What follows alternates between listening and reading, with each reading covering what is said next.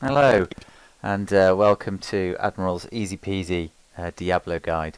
So we'll be going through some of the basics of Diablo and how you play him, and linking to the guide in Heroes Fire. So start off this loaded replay and bring up Diablo.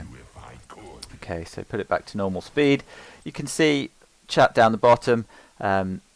Trying to type something sensible about the bottom lane. Blackheart's Bay is a map where you need, generally speaking, a strong laner in the bottom lane, which isn't really me. I'm okay, but it would be better if you had a ranged hero in the bottom lane. Melee heroes tend to struggle a little bit when it comes to laning properly. I can do it, but I don't think I'm the best choice. So just trying to encourage Li Ming to go to the bottom lane. Li Ming doesn't get the hint, and Tychus doesn't get the hint either. But, you know, at least I've tried. So when nobody goes to the bottom lane, I have to go myself. I'm forced to.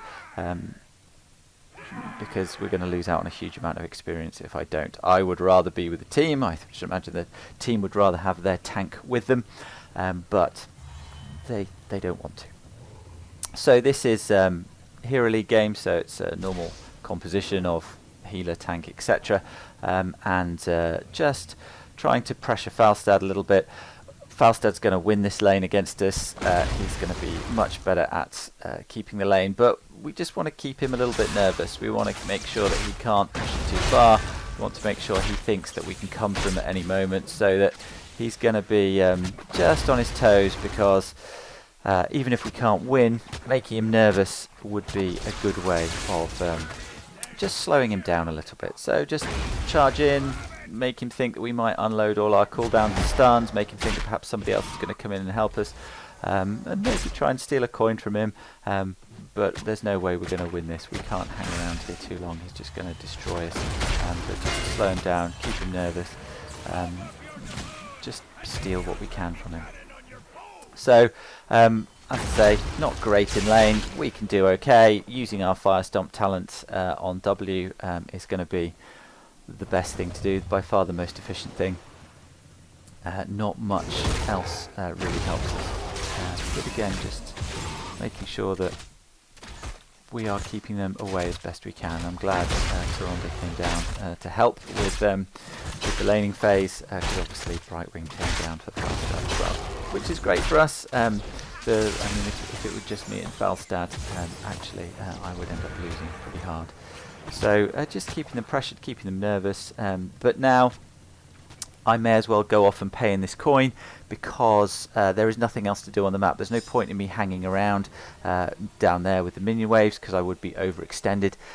So might as well pay in this coin, even though it's a single coin, and just go back now to get the experience.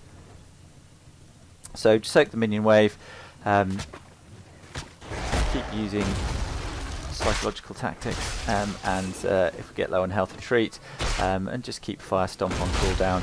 And now once this minion wave is cleared, there is no point hanging around here. There's no point trying to push that lane. All I will do is end up in trouble. So let's go and take that easy Merc camp. Blackheart's Bay is just all about keeping the clock ticking over, keeping those coins coming in, and just trying not to die with them.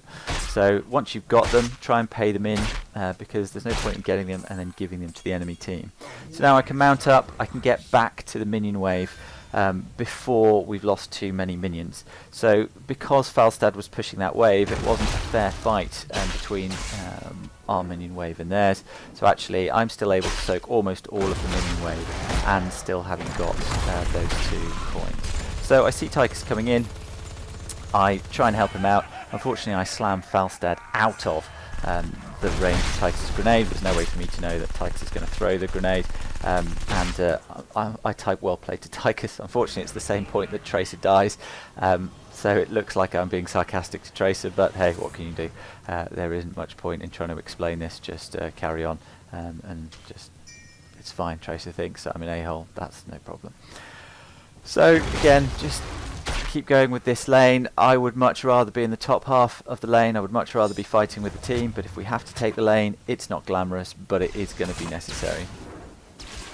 So here we can see on the mini-map that actually a bit of a fight is starting to break out around Blackheart. So let's leave this minion wave, try and join the team if we can, and let's get up there and try and put some pressure on the enemy team. So there's a lot of coins up here, and we do need to be there.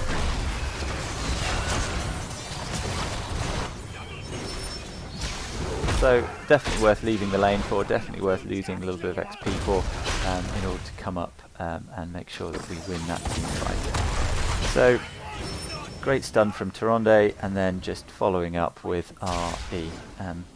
So good to just keep people out of position, good to move them into our own team where we can, and we're able just to bully 2 enemy heroes off those coins. Now I could go down and help Li Ming, but as they have several heroes dead, it's unlikely Li Ming's going to be in trouble, and I really want to get rid of these 6 doubloons. I don't want to turn them over to the enemy, and it's going to be a turn in for us. So just keep that clock ticking over and head back down to the lane. So again, able to soak these lanes, keep it simple, keep an eye on the mini-map, see if there's a fight breaking out, but actually there isn't a huge amount we can do down here. It'd be great if someone else were to take this lane, but there's not much we can do. Just keep Falstad guessing, shove him away where we can, and just keep it all moving along. So now minion wave is gone. Let's go up, let's take that easy merc camp again, get a few more coins, we won't be losing any experience, and just keep it simple. So we can see the 2 minion waves meeting down the bottom. We have a look down here and we can see that the enemy team are pushing that wave, so we can go down, we can still soak that. Note we're going down the safe way, we are going down round the side. It's all kicking off over the right hand side of the map, but there's no way I can get there in time. So there isn't that much I'm going to be able to do anyway. So now we're level 10, they should be nice and scared of us, and our team should be able to handily turn that coin. So here something interesting is going to happen. I was completely unaware that so many heroes were down here taking the mercenary camp, and I land myself in a little bit of trouble. So it's okay as Diablo. You have that certain amount of flexibility, you can push your luck a little bit because of the high health pool, particularly as we took the talent at level 7. So we took Soul Steel, which gives us the extra health bonus, which is great. So what we're going to do here is we're going to use the Q, the Shadow Charge, on an enemy minion over here as a form of escape. So Diablo doesn't really have any escapes, but in certain circumstances you can use your Q to get out of trouble quickly.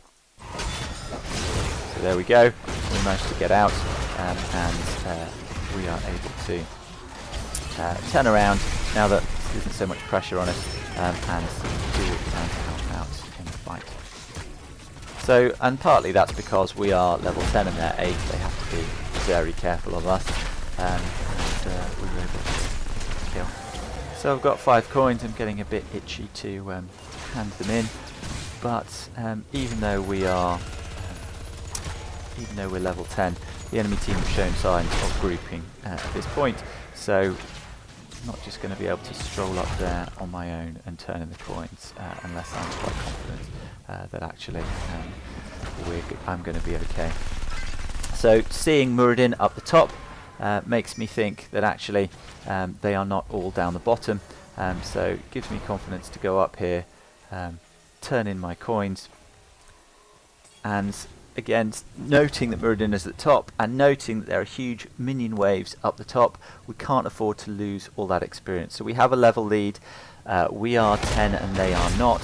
I can see an enemy here at the top of the map. Normally it would be much better to group with your team at this point and give away the experience, but actually they are safe where they are, and I do not want to give up all this experience in order to just allow them that extra little bit of safety. So the right thing to do, and now just keep trying to soak the lanes, but now I can see it's kicking off. There is a big team fight going on, So leaving the experience, normally I'd be heading up to the top lane up here to soak that experience, but we can see that it's all kicking off. I've gone round the dangerous way. So instead of going around the map this way, I've gone around this way because it's absolutely crucial that I get there as soon as possible, and I'm a tank and I can take a little bit more damage than other people. So I can see that this is all going on and everybody's a little bit split. I have full health and they don't. Illidan is the main threat. He also has a huge number of coins, so it'd be great to try and find him, keep him off our team, and hopefully kill him if we're able to. So keep him out of position, try and use lightning breath. I wouldn't normally take lightning breath. I think Apocalypse is a much better heroic, but Illidan worries me, and Illidan isn't going to stand still for Apocalypse, so the extra damage on Illidan is the only reason that I took lightning breath at this point. I'm not really used to using it. It moves very slow, it's quite clunky, and I'm not particularly accomplished at turning it around at exactly the right place, but lightning breath is the way to go, I think, in this scenario. So we did kill Illidan. I'd love to get those coins, but the main thing is to just try and get out of here safely. So just run away at this point. I have no idea what happened to Tracer in that team fight. I can see why Tyrande ran away, but Tracer, I think, just went to grab some coins instead of helping out with the team fight. So when we went in, actually, we were outnumbered, but it wasn't bad odds. But when Tracer ran away, actually, it became quite difficult to fight. So we just had to get out of there. So we were able to secure one kill, but one kill only. So it's great that the minion wave is pushing on those towers, partly because they will die to the towers and rob the enemy team of XP because there's nobody there, and partly that we'll get the XP from the tower going down.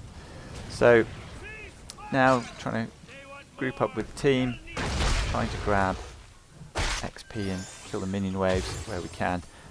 And we're in this awkward phase, the middle bit of the game, where actually the XP is quite a lot to be losing, but equally we need to be really mindful of team fights. We need to be quite flexible, we need to be looking for experience, but actually also not neglecting grouping up when it is important to do so. So you've got to make those calls about when you're going to group up.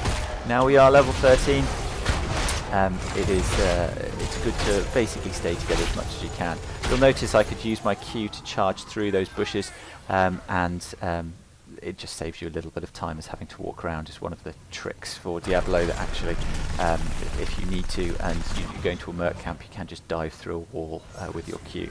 Here, Nazebo's at the top, so I'm pinging to attack Nazebo because we know he's got a lot of coins. He's a little bit overextended, and we're going to try and get hold of him and accidentally cancel my lightning breath because I'm not used to using it at this point, and more used to Apocalypse. But we don't want to overextend. We had a go, we got a couple of stuns on him, it looked like we might take him down, but actually got away, Brightwing came to him, and we missed a couple of the follow-up stuns. So it would have been nice to steal those 11 coins, but let's not go crazy and kill ourselves trying to move too far forward. So using now, we've picked up, at level 13, we've picked up, what's it called, Firestorm, something, Firestorm. We've picked up Firestorm, which means that the waves come back to us, the fire waves come back to us, and it's an incredibly strong skill. It gives us really big poke, and we're just going to be using it in team fights all the time. We suddenly get a lot more powerful at this point. We don't have to engage so much, we don't have to be so aggressive and rely on our abilities to change about position. We can use a lot of our poke with our Firestorm. So here, in this team fight, Illidan is the big worry. So I deliberately picked Diablo last, because they've drafted Illidan, and Diablo has stuns, which will help us against Illidan. So we can essentially ignore everybody else that's up here. Low damage hero in Muradin, low damage hero in Brightwing, and high damage hero in Illidan. So the other two high damage heroes are hopefully far enough away that it isn't a problem, but I need to try and keep Illidan off my back line. Tychus is out of position, but I'm hoping that Tychus can sort himself out. I can't leave Illidan unchecked at this point. So lightning breath, trying to get the damage off. Illidan's a little bit too far out of range at that point, and my Q was on cooldown, otherwise I would have preferred to use the Q. But do just enough to see them off at this point. Tracer's going to go down to Illidan, which is fine. It's not fine, but it's not the end of the world. We didn't get completely destroyed. It was a 1-for-1 trade, and we're able to pick up the coins from as well.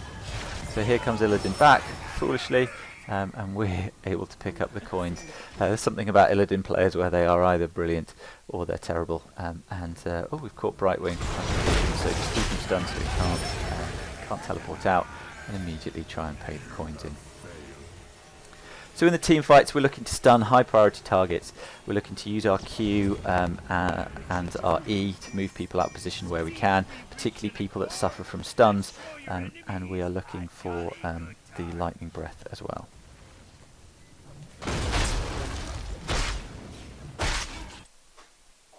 Sorry, I just had to pause the recording here, but back now. So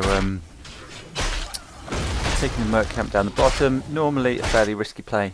Normally you shouldn't be risking your life to take the Merc camp, but we can see that Felstad is top on the minimap, and that at least one enemy hero is dead. So the chances of anything particularly untoward happening to us, we're not that far away, and we are the tank, not that far away from the towers, and we are the tank, and Li Ming is close to us, that actually we should be absolutely fine.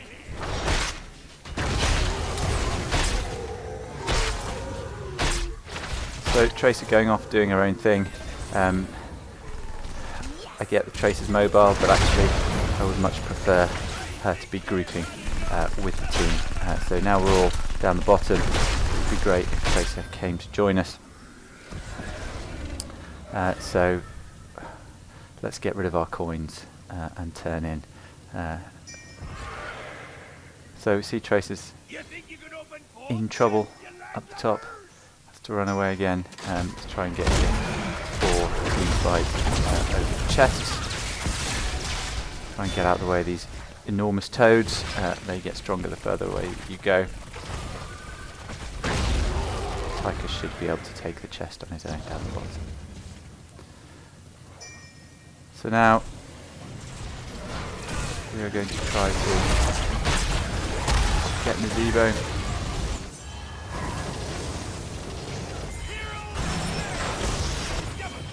And here Nazebo can't move because he's channeling, so we can do a fair amount of damage to him and take his 13 coins. So Nazebo was a very high priority target at that point with his coins, and in fact he was doing so much damage that actually it was a sensible thing to do.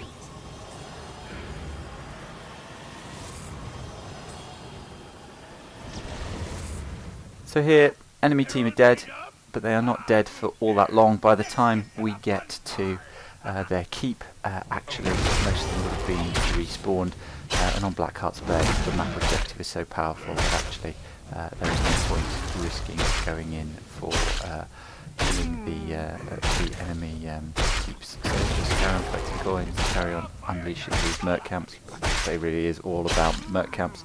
And using this moment where they're down to just split so that we can do so safely, take several camps all at once, and then hopefully regroup.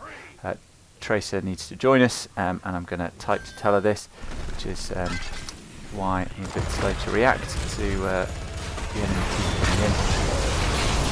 They all run around here, but they group up nicely for the lightning breath at that point, so dealing some good damage. Here again, still trying to focus Illidan, trying to stun Illidan, make sure that he can't just roll. Once Illidan gets going, he's basically unstoppable, but if you can stun him, then he's very weak indeed. So let's just pay in, let's just carry on with our map objective. No point in chasing those people for too long. Tychus has gone a bit too far on his own down there, so let's go and try and help. And again, Tracer not really staying with the team, and again it is about Merc camps. It's nice it's not silly to take merc camps, particularly if there's 3 of them down, but Tracer has had a bit of a habit this game of just doing her own thing. So here with the enemy team dead, really you just want to posture up so that these 4 siege giants can try and get some damage on the keep. And with our W we can poke quite well, just go in, spike it off, run away, it will come back to us, and it does great damage on the way back. So really we are just trying to get some space for these siege giants to just try and hopefully take down this keep. Worth an ultimate to try and scare people off here. We're not doing so well. So we get the keep down to about 1 hit point, but it was worth posturing up down there to try and make something happen. Unfortunately, it didn't work out particularly well for us. We still have the coins, so let's get rid of them before anything bad happens to us. Again, Tracer's up top, collecting coins. Not only does she have to worry about her safety, but she has to worry about our safety, and if she isn't with us it makes us considerably weaker at this point, and death timers are huge. So let's just try and group up with her, try and bring everyone else with us, and we can see that the enemy team is relatively well split, even though they've got some global presence. So they've got a couple of people, but now Tracer's got enough coins. Let's get her to pay in again, just keep getting rid of them so that if we do die then this game can't turn around. We're winning very nicely, we don't want anything drastic to happen. We still have all our forts, they only have 1 keep remaining. Let's not give them loads and loads of coins. So here we can see the enemy team is split. You can see that Nazebo is down the bottom, hopefully isolated. Oh no, Falstaff's here as well, but we should still be able to win this. They are quite mobile, both Falstaff and Brightwing are quite mobile, but still able to get them down, catch them off guard. Illidan, again, Lightning Breath able to secure a kill, and justifying the decision I think to pick it over APOC at this point.